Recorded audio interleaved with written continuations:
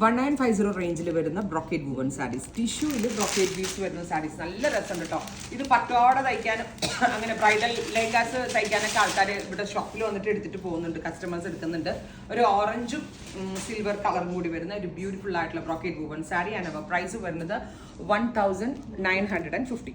ഇതിപ്പോൾ സാരി ആയിട്ട് എടുക്കാനും ഞാൻ പറഞ്ഞ പോലെ ധാവണയായിട്ട് സ്റ്റിച്ച് ചെയ്തെടുക്കാനൊക്കെ വളരെ നല്ല ഓപ്ഷനാണ്.